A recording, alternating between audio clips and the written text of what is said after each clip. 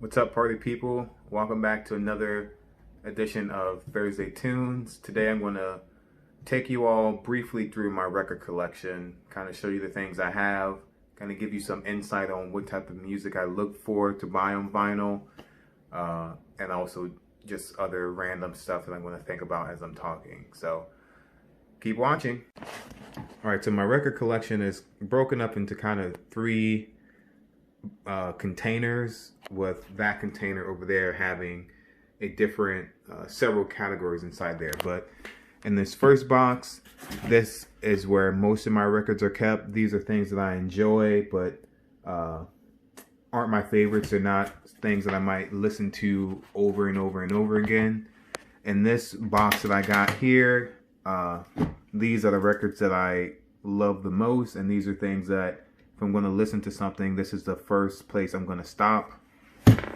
And then over here, I have a couple categories. So in the very first section, I need to get dividers. In the very, well, actually, there's only two categories in here. So let's actually straighten it out right now. So these kind of first five right here are things that I want to get rid of, and then everything beyond that are things I haven't listened to. But I'm going to set you all up on a tripod, so bear with me so I don't have to use one hand to do everything. Alright, so the way the tripod is positioned next to my body is kind of precarious, so every now and then the video might jostle, but it's okay.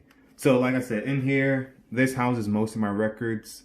A couple months ago, I went through all of my records actually, and I made a spreadsheet that includes the name, the record label, the unique identifier. So on every record, you should see something like this. Let's get focus on there. That like uniquely identifies a specific album in particular. So if I like type this into Google, or type that in on Google, it should bring up this particular album. And this particular version of the album. So yeah, I went through all of my records, included all the information, the year, the date, the genre, and I actually might share that spreadsheet in the description so you all can browse through there. But most of my collection is comprised of blues and funk music. So this is a gospel album actually. So recently I've been getting into gospel music because some of this stuff, especially the gospel music in the 60s and 70s, is extremely funk inspired, and there's like really crazy instrumentation. There's a lot of like very cool organ stuff happening, like the organ, the instrument. So like I mean, I don't know gospel artists. Like, I do know some gospel artists. So I know, like, Kirk Franklin, and I'm blanking on some people right now. But I don't know a lot. But, like, the Northernaires, I had never heard of these guys before. I just looked at their group picture and figured that there's probably some good stuff happening on this record. So yeah, sometimes I buy records just based on the cover art itself and what I feel like that tells me. This is a good one. Champion Jack Dupree's a blues guy from New Orleans, plays the piano. So yeah, I got this Chuck Berry record that actually kind of sucks. I don't really know why I still have it. Maybe just to say I have a Chuck Berry record, but this one sucks. All the records that I buy, I try to only get things that are like, I try not to buy reissues of things. So we got a Blondie here. I try to buy originals. And I think everything that I have is pretty much an original. Four Tops. Got some Dr. John, the Bangles. I think pretty much everything I have is an original. Except for like some of the really old jazz stuff. That stuff is like really rare, and I'm not going to pay the prices that an original would cost. Got some Blondie. Let's see what else we have in this one. Anything cool should come up. We got Chic. Many of you probably have heard a lot of the songs off this album. So on this album you have Good Times. We are good times. Dun, dun, dun, dun. So that was a horrible rendition, but I know you all have heard that before.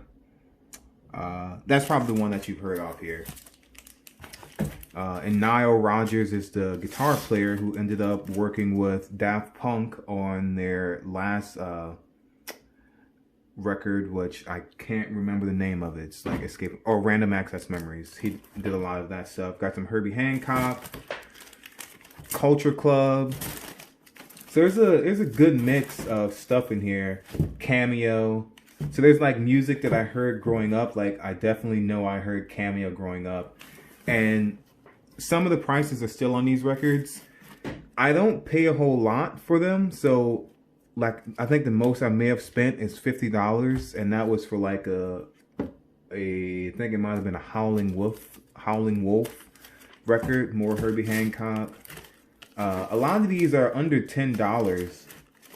And the record store that I used to shop at, that's some Roberta Flack. Feel Like Making Love. This was actually an interesting one. I got this one based on it has Mick Jagger on it. But it's like Rolling Stones and Friends, the Edward. And I think it's just like all of these musicians from different acts kind of came together to make this record. I don't remember particularly enjoying it, but it wasn't bad.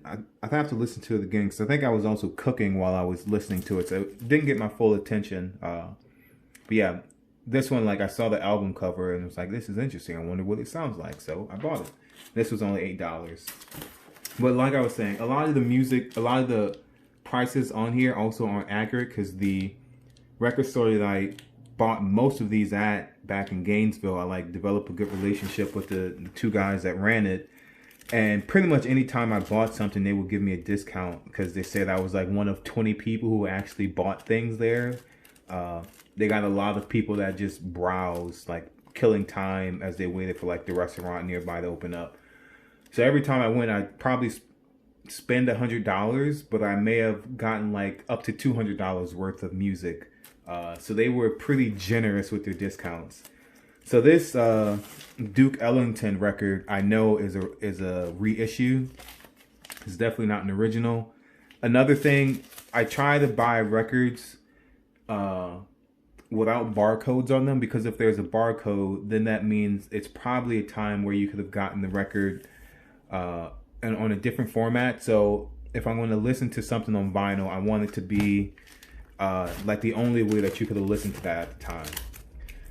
So I'm not going to spend much more time in this crate, in this selection. Got the Kinks. Let's see if anything else pops out. This is another gospel one. Low End Theory. That's a wedding present from my friend Max. Got some more blues back here. Jackson 5. Got Black Sabbath, Paranoid. This is their first album, and this is an original as well. So I spent $25 on this, and I think this was my first time listening to this album. There are some songs on here that I've heard before, so like songs like War Pigs, Iron Man. I definitely heard those before, but it was interesting to listen through the whole thing. Because even though this is like, I think what many people consider like the first heavy metal album, it doesn't come off as heavy metal in the way that I guess I thought of it beforehand. So it's interesting to kind of hear the roots of that genre. So anything else? Oh, this is a good one. So this is, obviously many of you probably looked at this and noticed this Sgt. Pepper's Lonely Heart Club Band. So this one I got from that same record store. I don't remember how much I got for this, how much I spent for it, but it was extremely cheap. Once again, like this is an original,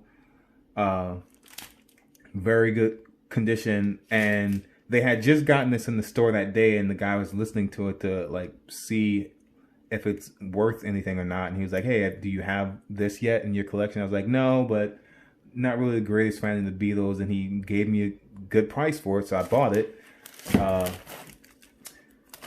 So yeah, they were. I'm sad I don't live there anymore. Got some Lou Reed.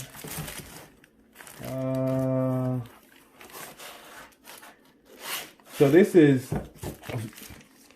Talk about this one really quickly. This is Charlie Patton, who's like a really old blues singer from the 20s, and this is a collection, or this is all of his music. So there's 4 different records. You can see another one back there. But this is like apparently everything that he ever recorded, and most of the songs are pretty short. But this is a reissue. I guess it's technically a reissue by Third Man Records, which is Jack White's kind of record label. So that's it for this one. Let's move over to the more interesting box, for me at least. And that's the one that kind of has the stuff that I really like the most. Sorry about all the chair rearranging. So in here, you'll probably get a really good sense for the type of music that I look to buy on vinyl. So right off the bat, we have some James Brown. We have some more Champion Jack Dupree, Blues from the Gutter. This guy, I mean, so you see I had another record by him. This one I spent $30 on, but I probably got this at a good discount as well. But this guy, Champion Jack Dupree, I literally never heard of him before, but I was looking through the stuff in the blues section, and I pulled this one up, and just like the title alone, Blues from the Gutter, just made me feel like I can't pass this up. And then a guy who goes by Champion Jack Dupree was another thing that was like, I gotta hear what he's talking about. So even though I never heard of him, didn't know any of his music, and it cost $30, I was like, whatever, I'll see what it's all about. Got another iconic Sly and the Family Stone record. There's a Riot Going On. Really interesting story behind this album. You should look it up on YouTube or on Wikipedia. This is, I think, my favorite blues artist. Lightning Hopkins is a guy from Southeast Texas. A lot of work by him, and I think his voice and his lyrics are definitely like stand out to me in the blues world. We got this Lou Reed record, Rock and Roll Animal, and this one's interesting. So this is a live album. This was recorded at some gig that he did. However, I didn't know that when I bought this. So I bought this, put it on, and it starts out by like, there's like some kind of background noise, and then the instruments start playing, and then you start to hear people cheering. And I was like, oh, that's cool. Like he incorporated these sound effects of like people cheering to like make it sound like a live event. So then it goes on, they play the song, and then the song ends, there's like people cheering, and then the next song starts and there's people cheering. And I'm like, okay, that's like kind of redundant to do the same thing twice. And then at some point, not too far afterwards, it dawned on me like, oh, idiot, like this is a live recording. This isn't like, these things just weren't added in there. So that made me feel like an idiot. This is another interesting one. So this is the Reverend E.D. Campbell. This is blues, and this is another one that's a complete works. This is blues, but it's like also like kind of gospel-y and religious. So a lot of these are extremely short, and they come off more as like kind of sermons in a way, but they have this kind of rhythmic pattern to them that to me like invokes the sounds of like Christianity during slavery, or like Christianity of slaves and sharecroppers, and how they kind of express their religion and their hardships through music. So this is a really interesting listen. It's not traditional music, but you can probably look this up on YouTube and hear it. Booker T and the MGs. Booker T is really pioneer. Did a lot of the instrumentation and stuff for Chess Records. Stevie Wonder, favorite, Funkadelic. Got some more Stevie Wonder.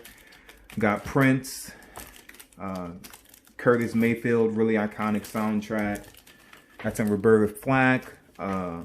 This is Hugh Masekela. This is a South African jazz artist who is the godfather of Earl Sweatshirt, and that's the only reason I found out who this guy was, because he's referenced in a song called Riot by Earl Sweatshirt on his album.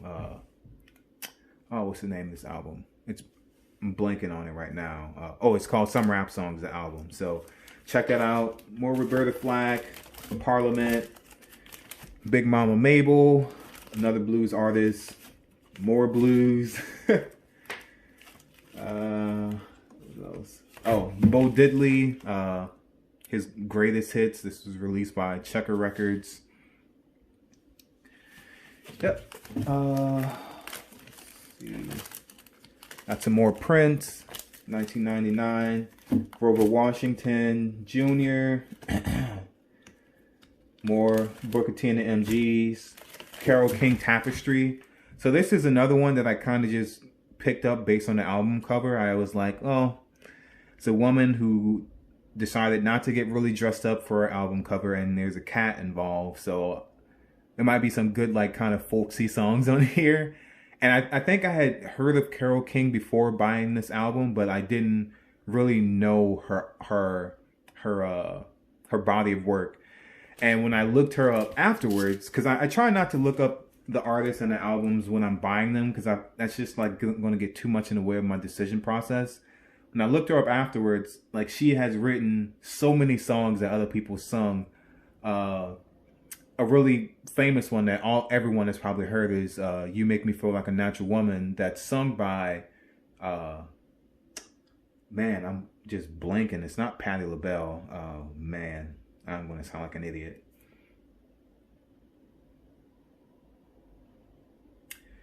Yeah, I'm just gonna take an L on that one. But she's written a lot of music that we've all heard before. But when I was listening to this, there were some of these songs that like really stood out to me. So the song "So Far Away" was like really catchy and like really powerful.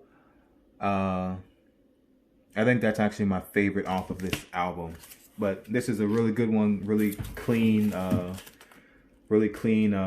recording. More Lightning Hopkins. Let me tilt this up a little bit. Oh no, it's good there. Got some more Sly and the Family Stone, Purple Rain. This is a really great copy of Thriller that I got for $5. Really good condition. The record is. Got some Roger Troutman. So some of you probably have definitely heard this guy's music before, but you don't know who he is. If you listen to the song "A Cup of Sugar" or "So Rough, So Tough," those are definitely things you probably heard before. I know I heard these songs growing up on the radio through my dad. But he was also a part of the group Zapp and Roger. So if you've heard the song like "Computer Love," that's another really good one of his. Funkadelic, got some rap. So 3 Kanye albums I got as a gift from a friend. Got some Dave Brubeck, Sonny Boy Williams, another like old blues guy, released through Chess Records. This one's really good as well. This is one that I bought this based strictly on the album artwork and the title of this. The title of "But Of Course," spelled B-U-T-T, the album artwork, which you can see. Yeah, I looked at this and knew that it was probably going to be funk, and I also knew that it was probably going to be good.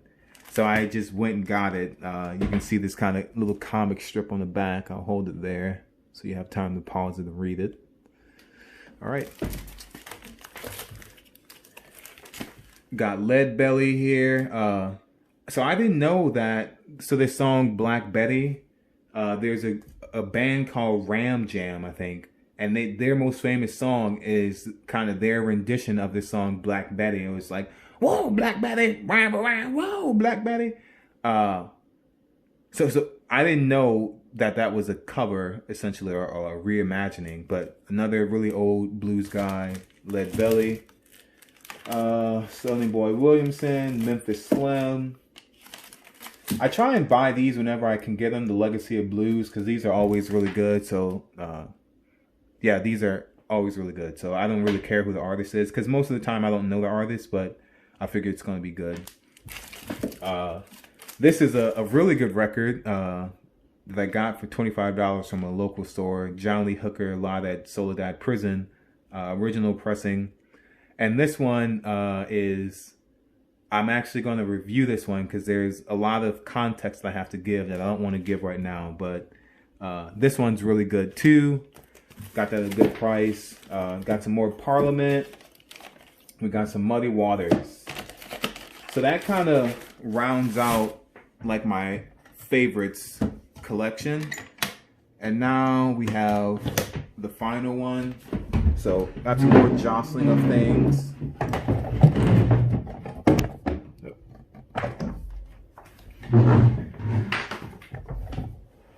I'm gonna reposition the camera a little bit. All right, there we go.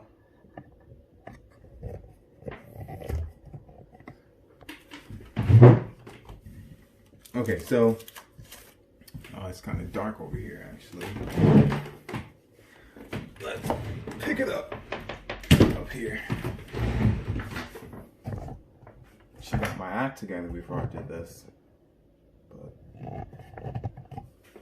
life is a process. So like I said, these first 5 Futurama Bebop Deluxe, sitting at the Court of Love by the Unifics. This was horrible. I hated this. I'm pissed I spent $5 on it. This Van Morrison Wavelength. This is one that I just saw it so many times when I was in the record store. I just decided why not kind of go $5. Didn't like it. This record I got out of the punk section because I was like, well, I haven't really gotten into punk music. I'll try it with this. This was only $3. This sucked. I think the band is called Crass or Cross. Yeah, this is horrible. I'm like trying to find a way to get rid of it. We have this Jefferson Airplane. Didn't like this. And this, I think this is Traffic. Didn't like that either. So those are all things I'm trying to get rid of. The rest of these are all things that I haven't gotten a chance to listen to yet. And you can see there's quite a few back here. So we got some Bootsy Collins. Let me raise you all up a little bit. There we go.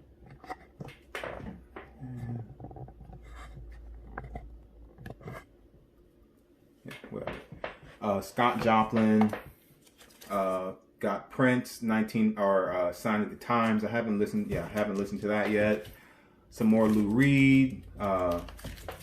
This one I got because of the album artwork. I have no idea what it is, but I'll find out eventually.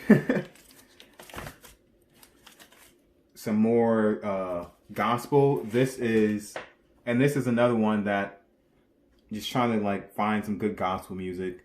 But this one I couldn't pass up because of the name of the group, which is Clarence Fountain and the original 5 Blind Boys of Alabama. Maybe this is like weird, but Ray Charles is really good. Stevie Wonder is really good. There's an old blues singer. I think his name is Blind Lemon Jelly or something like that. So I figure if someone got these 5 blind dudes to sing really well, I want to be a part of that. So I have to definitely like go and listen to this because I hope it's really amazing. I may be let down. And also, anytime it's listed, I really like to look at the instruments. So you can see we got some drums, we got bass, we have Fender Rhodes guitars, we have an organ, we have some congas. So just the instruments kind of lead me to believe there might be some really good music on here. What else we got? Some more kind of bluesish music. Eddie Kendricks. Got that. Some jazz. Charlie Mingus. The Clark Duke Project. That's kind of funk music. Got San Antonio Ballbuster. This is electric blues, so I gotta, San Antonio Ballbuster. I gotta figure out what that's all about. Got a Bill Cosby comedy record. Oh, that's something I forgot to mention. In this box, I have some comedy records as well. Some Richard Pryor, some Then all the way in the back, yep, got Eddie Murphy. I'll talk about that. But yeah, some more Champion Jack Dupree. Got some Howlin' Wolf. Yeah, so yeah, here's Richard Pryor. Another Richard Pryor. This is a reprint of Velvet Underground's first record, Velvet Underground and Nico. And this one is actually a colored disc. I think it's yellow. Haven't opened this one yet, so it's still sealed. Yeah, I don't know why I haven't opened it. Ray Charles, Paul Simon Graceland, Grover Washington Jr., Fatback. This is actually one that Katie picked out because she thought the group name was funny. That's funk music though. We got the Pointer Sisters, Sly Stone, Earth, Wind and Fire, Earth, Wind and Fire. Another Richard Pryor classic set that he did live on the Sunset Strip. And then this is Eddie Murphy's attempt to shift into music. Really interesting stuff. And you can see that he's got production by Rick James, who he was a friend with. And if you've seen Chappelle's Show, there's Charlie Murphy's retelling of the Murphys' relationship with Rick James that involves a couch. We have a song produced by Stevie Wonder, which is like really amazing. Got some more Rick James. I think 2 songs on this album are written by Stevie Wonder, actually. So yeah, this is my record collection. Let's pull you back out a little bit so you can see everything. So yeah, like I said, I got about 155 records. Haven't been able to add any new ones in a bit because of the fact that record stores are closed. But once they reopen, I am going to add a lot more. And yeah, so those are my records. I might go through some of them and kind of let them have their own episode, or maybe pick like 5 and in an episode in the future kind of talk about each one briefly. But I know I'm very bad at being brief in my videos, even though I keep saying I want to become more brief. But it's a work in progress. I'm not getting paid to do this. It's not my free time. So slowly getting better at it. But yeah, if you have any questions about the records that I have, about my process, just about anything related to this stuff, just let me know. I'm always happy to kind of talk about it. Definitely be adding a lot more records once we can reopen. And the record store that I really like going to hasn't opened yet, but I messaged a guy on Facebook and he said it'll be opening sometime soon. So definitely looking forward to like going back in there and finding some other good stuff. So thanks for watching. Hope you're enjoying my content. If you do, share with someone else that you think will like it. But yeah, thanks for watching. Peace.